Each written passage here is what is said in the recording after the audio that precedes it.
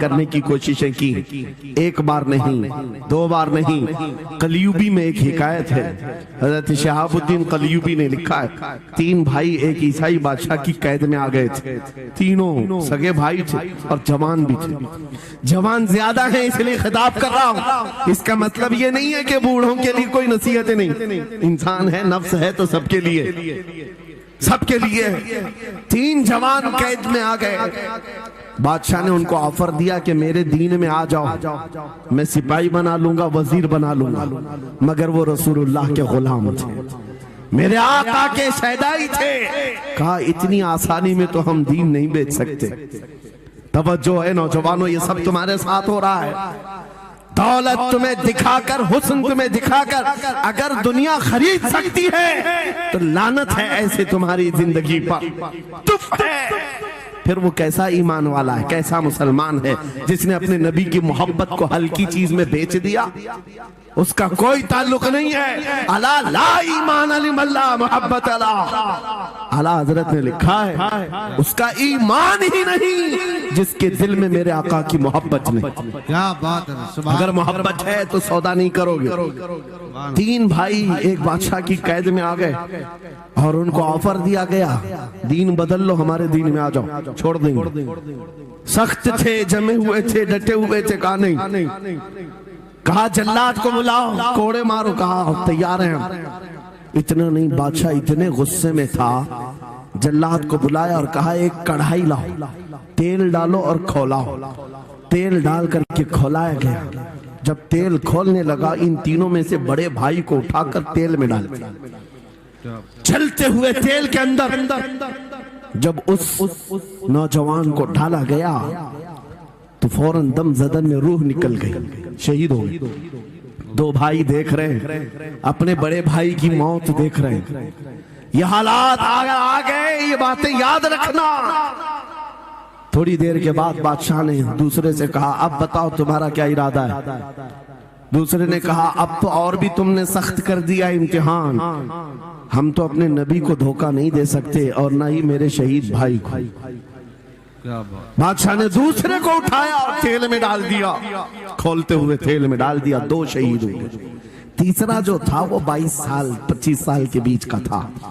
یہ بھری جوانی ہے، انگارہ ہوتا ہے، ہر نوجوان کو یہ لگتا ہے کہ یہ دن ہمارے عیش کے ہیں۔ دنیا میں جہاں چمکتی ہوئی چیز کو دیکھتا ہے دل دے بیٹھتا ہے، ماں باپ سے بھاگ جاتا ہے، گھر بار کو چھوڑ دیتا ہے، اس کو ہر اچھی چیز بری لگنے لگ جاتی ہے۔ یہ عمر بڑی خطرناک منزل پہ آ جاتی ہے۔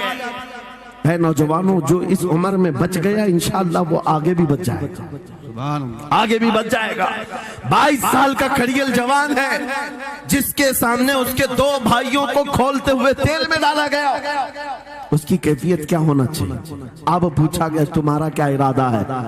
کہا اس طرح تم 100 بار بھی تیل میں ڈالو گے تو میں یہی کہوں گا میرا رسول محمد ہے، سبحان اللہ، صلی اللہ علیہ وسلم، ہمارے آقا محمد صلی اللہ علیہ وسلم ہیں، میں یہی کہوں گا۔ بادشاہ اتنے غصے میں تھا، کہا کہ اس کو چیر دو، اس کو کاٹ دو۔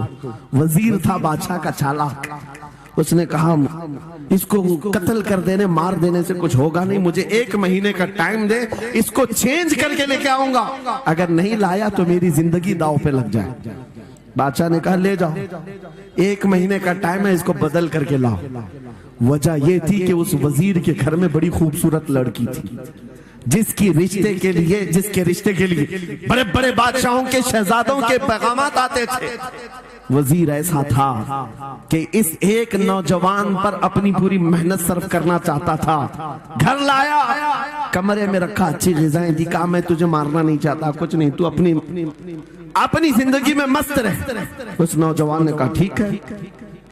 اس کے بعد اپنی بیٹی کو لگا دیا، اے بیٹی تیرے پاس تیرے باپ کو بچانے کے لیے ایک ہی کام ہے، اس جوان کا دل جیت کر کے لیا، بادشاہ سے جو چاہے تجھے دلا دوں گا۔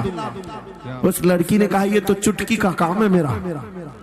جس کے پاس حسن ہوتا ہے اسے ایسا لگتا ہے ہر کسی کو اپنے دامے فریب میں پھنسائے گی، اتنا آسان نہیں ہے، ہر کوئی لٹو نہیں ہوتا۔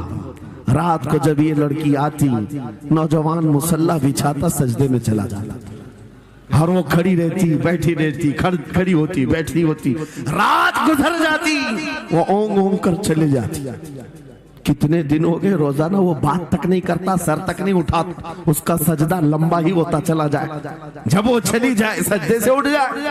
مہینہ گزرنے کو آیا، تنگ آ گئی، کہا اس جوان کو، اے نوجوان، اے پتھر دل کے لڑکے، ذرا اٹھ کر ایک بار مجھے دیکھ تو لے۔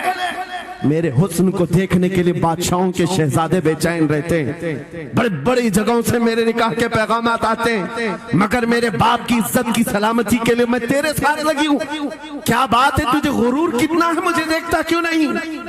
نوجوان نے سر اٹھائے بغیر کہا، بس تو اپنے مقصد میں کامیاب نہیں ہو سکتی، واپس چلی جا، اس لیے کہ ان آنکھوں میں ایک ہی حسن بس رہا ہے، وہ آمینہ کے لال کا حسن ہے۔ کیا بات ہے، نعرہ تکبیر، بس وہ ایک حسن بسا ہوا ہے، اور اس حسن کو دھوکہ نہیں دیا جا سکتا۔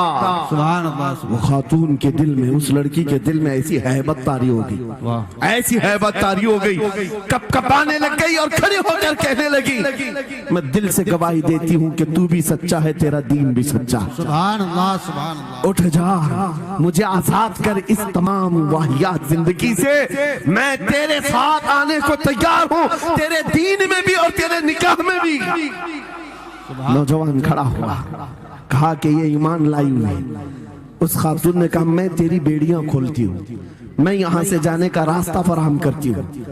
دنیا جس کو پھنسانے کے چکر میں تھی، اکثر یہ دیکھا گیا ہے وہ خود اپنی گردن مصطفیٰ کے قدموں میں دینے کو تیار۔ کیا بات ہے، شرط اتنی ہے کہ محمد سے وفا تو نے، تو ہم تیرے ہیں، یہ جہاں چیز ہے کہ اللہ و قلم تیرے ہیں، سبحان اللہ، سب تمہارا ہو سکتا ہے، سب تمہارا ہوگا۔ بس زندہ باد، مرحبا۔ میرے عزیزوں، اب سنو آگے کی بات۔ علی بھی فرماتے ہیں، ان جوانوں کی حکایت کیوں سنا رہا ہوں، یہ آنے والے حالات ہیں۔ کہتے ہیں رات کی تنہائی میں اس خاتون نے اس نوجوان کی بیڑیاں کھول دی، حجرے کا دروازہ کھول دیا اور اس کو لے کر کے نکل گئی۔ کہا راستہ میں بتاتی ہوں، سلطنت کی سرحدیں میں عبور کراتی ہوں، پھر تیری مرضی، اگر مجھے ساتھ رکھنا ہے تو لے چل اپنے دیار میں، یا پھر چھوڑنا ہے تو چھوڑ دے۔ اس نوجوان نے کہا کہ ٹھیک ہے، ساتھ چلو۔ رات کے وقت یہ دونوں تنہا ساتھ چل رہے تھے، یہ بھاگے ہوئے لوگ نہیں ہیں، یہ ایمان پر استقامت والے لوگ، سبحان اللہ، یہ حسن پر فدا ہونے والے لوگ نہیں۔ رات کے وقت جب چل رہے تھے، آدھی رات گزری ہوئی تھی، اچانک گھوڑوں کے دوڑنے کی آواز آئی۔ بہت اہم بات کر رہا ہوں، گھوڑوں کے ٹاپ کی آوازیں آنے لگ گئی۔ اب یہ دونوں ڈر کر کے ایک درخت کے پیچھے چھپ گئے، انہیں لگا بادشاہ کو خبر ہو گئی، بادشاہ نے ہمیں پکڑوانے کے لیے پوری فوج بھیج دی ہے۔ وزیر کو بھی پتا چل گیا ہوگا، یہ ڈرے سہمے ہوئے درخت کے پیچھے چھپے ہوئے تھے کہ اب کیا ہوگا اس کے بعد۔ گھوڑوں کے دوڑنے کی آواز کم ہوتی گئی اور ان کے درخت کے آگے آ کر سارے گھوڑوں کی آواز رک گئی، سب رک گئے، اور یہ درخت کے باہر سر نہیں نکال رہے تھے۔ باہر آئی ہوئی جماعت نے ان کا نام لے کر پکارا، فلاں بن فلاں باہر آ جاؤ۔ یہ نوجوان کہتا ہے جب میں باہر آ کر دیکھا، یہ بادشاہ کی فوج نہیں تھی، اس کے دونوں شہید بھائی پوری جماعت کے ساتھ گھوڑوں پر سوار ہیں، سبحان اللہ، جن کو بادشاہ نے کھولتے ہوئے تیل میں ڈالا تھا، وہ گھوڑوں پر سوار آ رہے ہیں۔ نوجوان دیکھ کر کے ہکا بکا رہ گیا، پوچھا بھائی جان آپ کیسے آئے؟ ان دونوں بھائیوں نے کہا اے ہمارے ننھے بھائی، کیا تجھے پتا نہیں اللہ نے فرمایا وَلَا تَقُولُوا لِمَنْ يُقْتَلُ فِي سَبِيلِ اللَّهِ أَمْوَاتٌ بَلْ أَحْيَاءٌ وَلَكِنْ لَا تَشْعُرُونَ، جو اللہ کی راہ میں مارے جائیں انہیں مردہ مت کہو، وہ زندہ ہیں، تمہیں اس کا شعور نہیں، یہ صرف تو ہمیں دیکھ رہا ہے، پہچان رہا ہے، تجھے پتا ہے یہ جو جماعت ہمارے ساتھ آئی ہے عام لوگوں کی نہیں، یہ بدر خندق کے صحابہ کی جماعت ہے۔ سبحان اللہ۔